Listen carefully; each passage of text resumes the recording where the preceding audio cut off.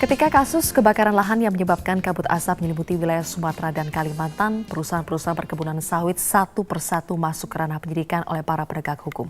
Masalah bagi perusahaan sawit tidak berhenti di situ.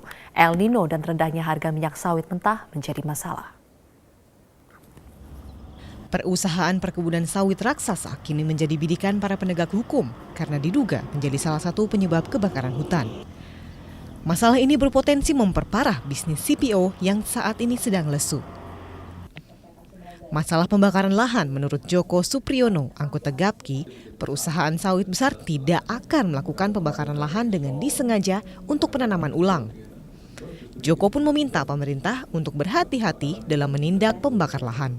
Yang terjadi sekarang ini adalah bukan itu. Yang sekarang terjadi banyak diperiksa adalah perusahaan mengalami kebakaran.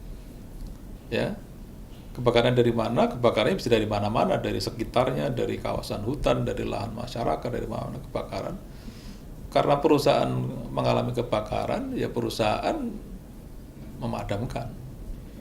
Itulah kewajiban perusahaan. Kewajiban perusahaan adalah begitu terjadi kebakaran harus memadamkan dan melaporkan. Nah, kalau perusahaan sudah memadamkan dan melaporkan, bahkan memadamkan dengan sumber dayanya sendiri, itu kenapa mesti diperiksa, kenapa mesti dipersalahkan? Namun ketika ada sentimen negatif kebakaran lahan, bisnis CPO justru tidak terpengaruh. Menurut Joko, ekspor CPO pada bulan Agustus volumenya naik sekitar 12% dan domestik tumbuh 22%. Dan tidak ada gangguan ekspor ke negara lain. Bisnis CPO malah lebih terdampak pada penurunan harga. Analis saham William Surya menilai justru harga CPO yang rendah menjadi hambatan bisnis.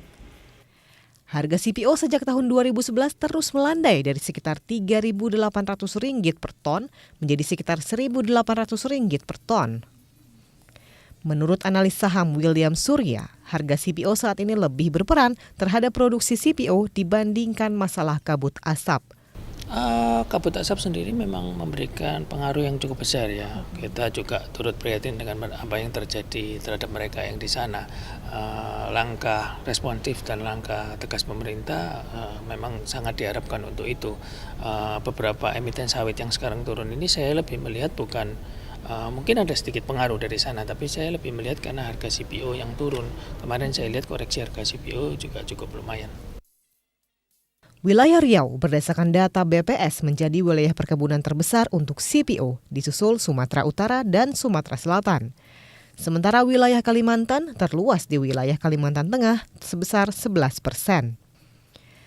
Pemerintah harus mampu menindak semua pihak yang terbukti melakukan pembakaran hutan tanpa pandang bulu. Sebab dampak negatif tidak hanya untuk sektor ekonomi, tapi sosial dan politik.